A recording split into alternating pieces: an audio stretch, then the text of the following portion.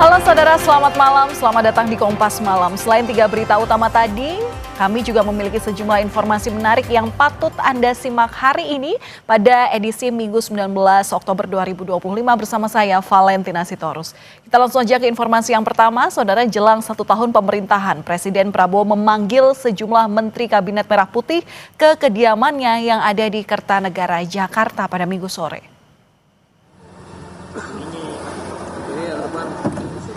Sejumlah jajaran Kabinet Merah Putih hadir, mulai dari Menteri ESDM Bahlil Lahadalia, Mendikti-Saintek Brian Yuliarto, hingga Panglima TNI Jenderal Agus Subianto hadir di Kertanegara. Rapat kali ini berkaitan dengan rencana Presiden untuk meningkatkan kualitas sumber daya manusia berbasis sains, teknologi, engineering atau perancangan dan matematika.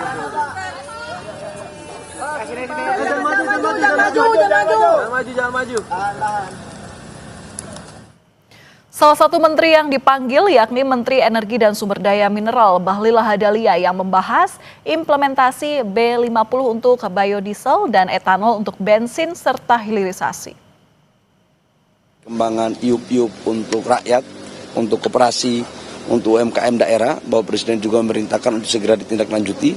Dan yang ketiga, kami berbicara tentang implementasi daripada B50 untuk biodiesel dan etanol untuk bensin E10 yang beliau menanyakan tentang kesiapan untuk bisa diimplementasikan. Di samping itu kami berbicara tentang hilirisasi yang untuk khususnya di komoditas mineral dan batubara. Menteri Pendidikan Tinggi, Sains dan Teknologi Brian Yuliarto mengaku diminta Prabowo untuk menyiapkan sumber daya manusia untuk pertumbuhan industri baru di Indonesia yang berkaitan dengan makan bergizi gratis hingga Koperasi Merah Putih. Apa yang dilakukan di perguruan tinggi maupun beasiswa LPDP dan lainnya itu sesuai jumlahnya supaya jangan ada mismatch antara SDM yang kita siapkan di pendidikan tinggi dengan nantinya pertumbuhan industri yang ada. Ini juga tentu dikaitkan dengan berbagai program ya, baik itu MBG, Desa Nelayan, maupun Koperasi Merah Putih gitu ya. Jadi seluruh sektor-sektor pertumbuhan yang akan berjalan, harapannya disiapkan SDM-nya itu yang.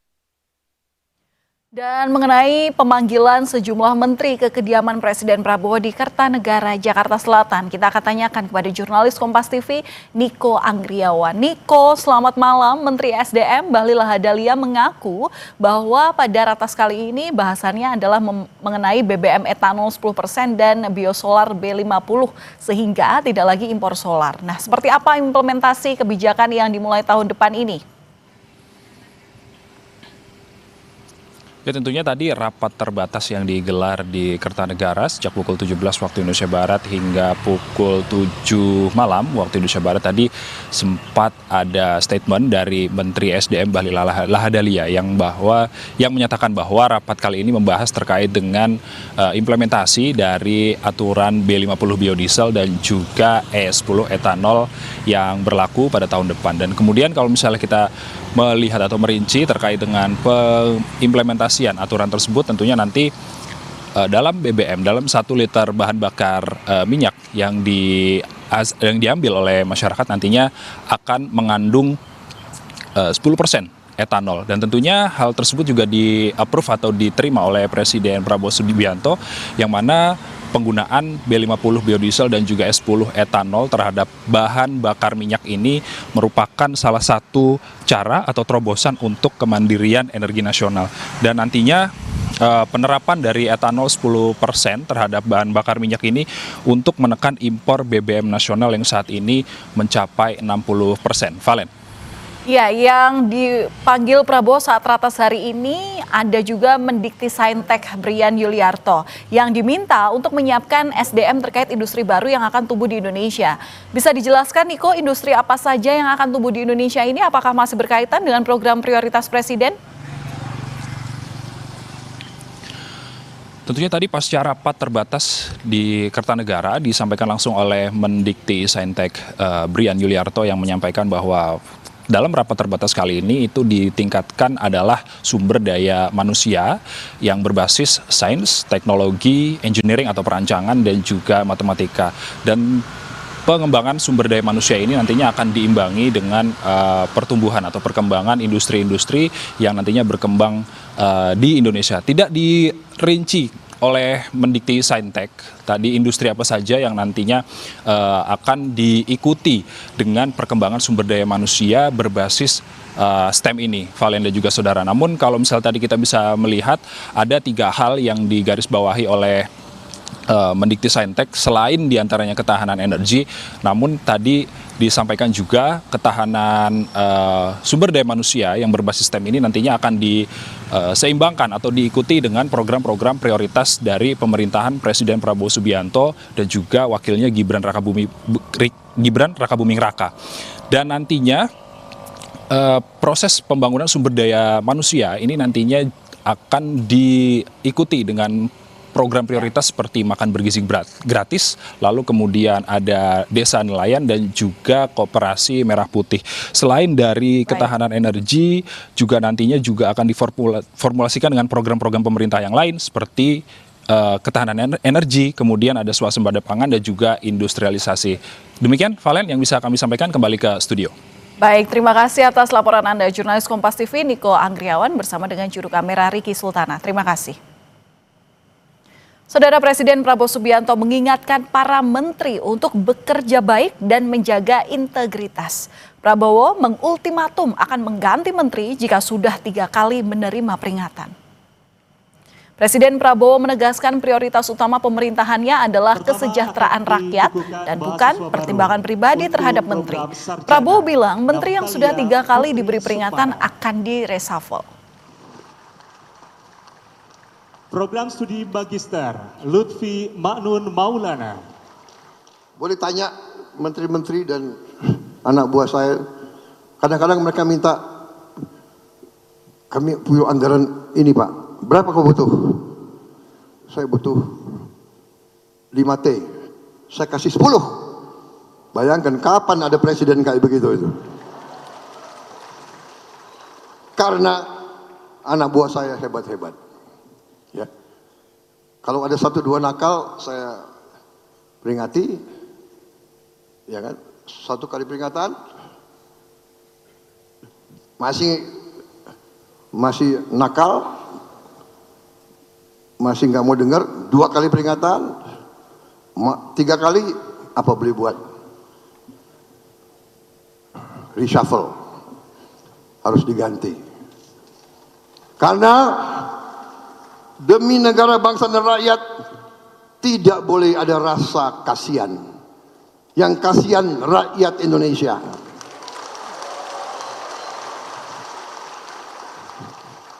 Saya nggak apa-apa dibenci, asal rakyat saya tidak benci saya.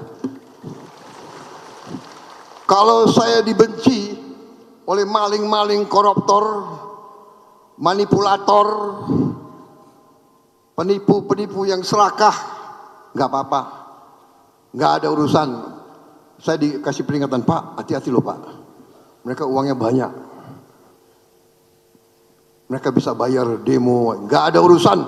Yang penting rakyat Indonesia mendukung saya tidak ragu-ragu.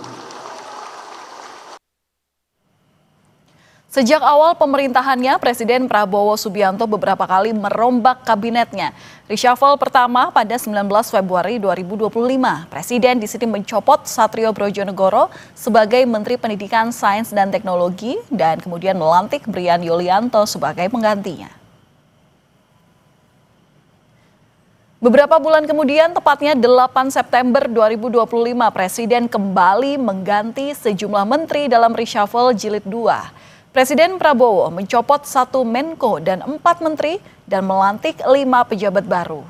Mereka adalah Menteri Koordinator Bidang Politik dan Keamanan Budi Gunawan yang diganti dengan Jamari Caniago, kemudian Menteri Keuangan Sri Mulyani yang diganti Purbaya Yudi Sadewa, Menteri Perlindungan Pekerja Migran Indonesia Abdul Qadir Karding yang digantikan dengan Muhtarudin, Menteri Koperasi Budi Aris Setiadi yang diganti Ferry Juliantono, dan Menteri Olahraga Dito Aryo Tejo yang digantikan oleh Erick Thohir.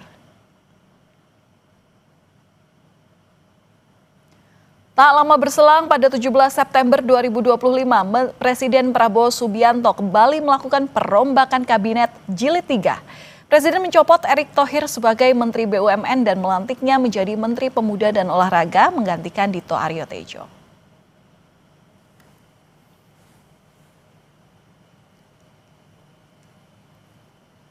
Presiden Prabowo Subianto menginstruksikan tambahan bantuan langsung tunai besok tepat di 1 tahun pemerintahan Prabowo Gibran.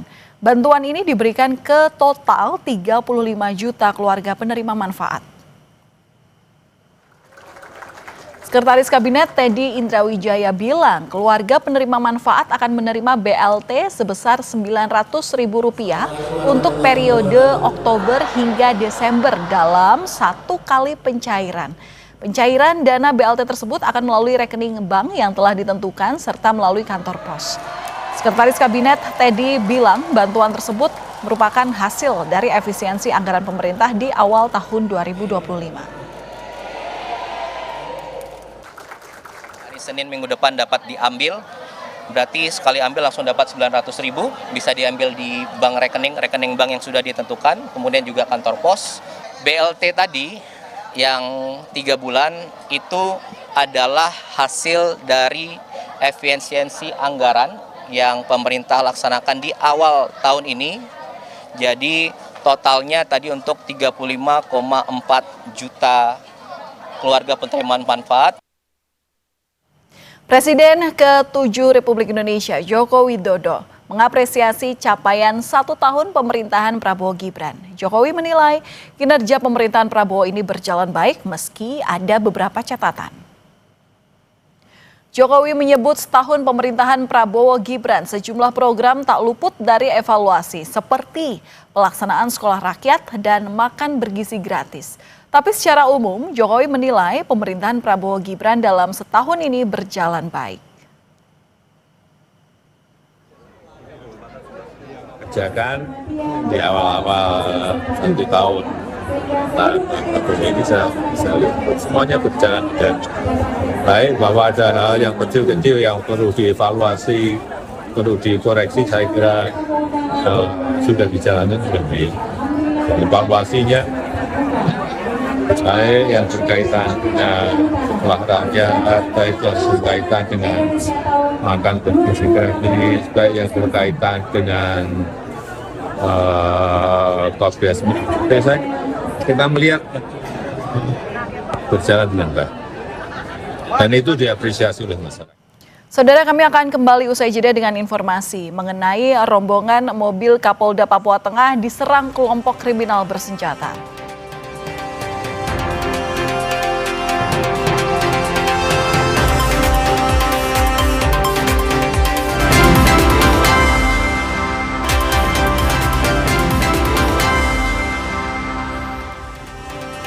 Ada masih di Kompas Malam, saudara. Rombongan mobil Kapolda Papua Tengah Brigjen Alfred Papare ditembaki kelompok kriminal bersenjata di Wadio Atas, distrik Nabire Barat pada Jumat lalu. Insiden ini menyebabkan 4 polisi terluka.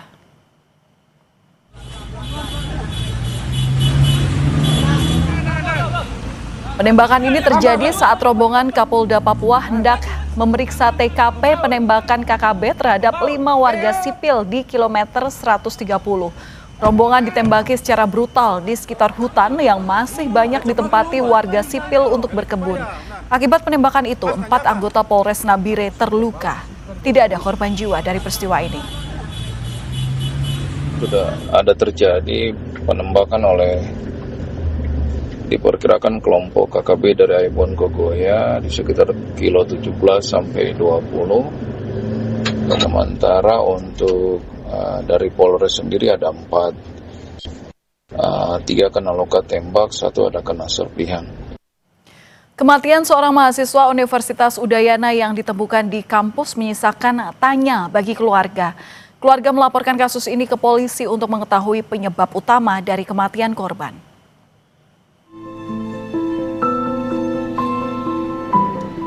Keluarga mahasiswa Udayana yang ditemukan meninggal di kawasan kampus melaporkan kasus kematian anaknya ke Polresta Denpasar, Bali pada Sabtu siang. Pihak keluarga meminta sebab kematian anaknya diusut tuntas. Ingin mencari kebenaran kronologis dari kematiannya ini. Karena yang selama ini kita terima itu ceritanya masih simpang siur kronologis kematiannya. Oleh sebab itu saya serahkan kepada pihak kepolisian. Dari pemeriksaan polisi di TKP, barang milik korban ditemukan di lantai 4 gedung Fakultas Ilmu Sosial dan Ilmu Politik. Namun, penyebab kematian korban belum bisa disimpulkan lantaran tidak adanya kamera CCTV di lokasi kejadian. Masih dilakukan penyidikan dan pendalaman terkait dengan apakah ada unsur sengaja atau memang kecelakaan. Ini belum bisa disimpulkan ini bunuh diri, Pak ya? Belum bisa disimpulkan. Di lokasi sesuai keterangan yang kami dapatkan bahwa di lokasi itu di CCTV tidak ada.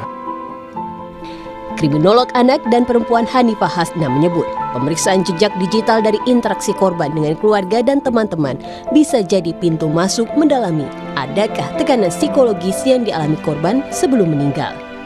Bagaimana secara digital pasti ada kondisi-kondisi atau percakapan dengan teman-temannya atau rekannya atau keluarganya yang menunjukkan ketertekanan dalam hal itu gitu ya.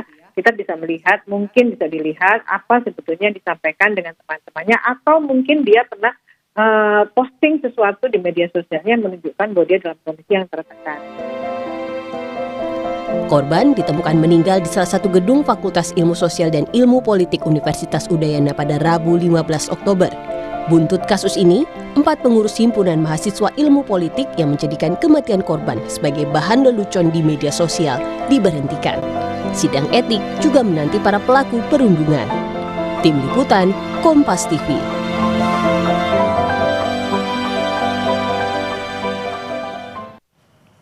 Informasi mancanegara masih akan kami hadirkan di Kompas Malam mengenai perbatasan Rafah ditutup. Hamas kecam Israel telah melanggar perjanjian.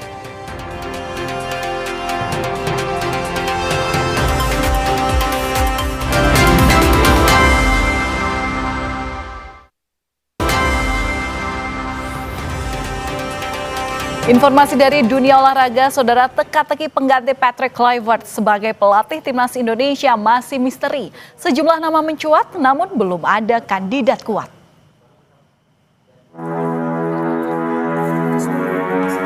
Sudah beredar beberapa nama pengganti Patrick Kluivert di sosial media. Para penggemar dan supporter timnas pun ramai-ramai memberikan masukan. Nama yang paling santer adalah Sintayong. Masih banyak masyarakat bola Indonesia yang menginginkan Coach Shin kembali menukangi skuad Garuda. Sintayong menjadi pelatih timnas Indonesia dari 2020 sampai 2025 sebelum diberhentikan. Coach Shin juga sempat membawa Korea Selatan ke Piala Dunia 2018. Nama lain yang masuk bursa adalah Jesus Casas. Pelatih asal Spanyol ini sukses membawa Irak juara Arabian Gulf Cup 2023. Casas juga sempat menjadi staf Luis Enrique di timnas Spanyol di 2018-2022. Selain dua nama di atas ada Timur Kapadze, pelatih asal Uzbekistan yang sukses membawa negaranya ke Piala Dunia 2006 untuk pertama kali dalam sejarah. Meski demikian, posisinya justru diturunkan menjadi asisten pelatih setelah federasi menunjuk Fabio Cannavaro sebagai pelatih kepala. Analis sepak bola Wesley Utagalung menyebut siapapun pelatihnya, dia harus bisa memaksimalkan talenta-talenta yang ada, termasuk para pemain diaspora. Kita punya kerangka tim ini, apakah akan kita teruskan yang dibangun oleh Sintayong atau yang dicoba diubah oleh Patrick Kluivert, itu akan menentukan arahnya siapa. Apakah pelatih kita bisa memaksimalkan pemain diaspora ini, kita punya fondasi kerangka masih mengadakan pemain diaspora, ya pelatihnya harus bisa memahami dan memaksimalkan itu. Jadi kuncinya adalah itu, siapa yang mampu mengelola materi yang kita miliki. PSSI harus bergerak cepat namun tetap cermat mencari pengganti Kluivert. Terdekat di bulan November, timnas Indonesia akan menjalani FIFA Matchday berupa laga uji coba. Sementara di tahun 2026 ada ajang Piala AFF yang digelar di tengah tahun alias setelah kompetisi usai.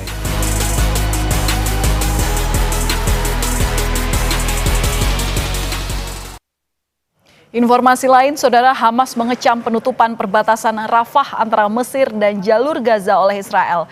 Israel disebut melanggar perjanjian gencatan senjata. Israel menutup perbatasan Rafah hingga pemberitahuan lebih lanjut. Hamas di sini mengecam keputusan itu sebagai pelanggaran terang-terangan terhadap perjanjian gencatan senjata dan penolakan terhadap komitmen yang dibuat di hadapan mediator.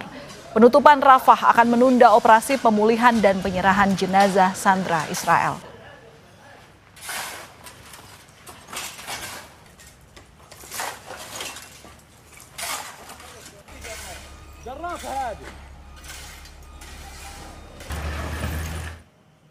Dan kami tutup Kompas Malam sampai di sini. Jangan lupa untuk cukupi kebutuhan air mineral Anda dan rasakan kesejukannya. Saya Valentina Sitorus pamit, terima kasih dan sampai jumpa.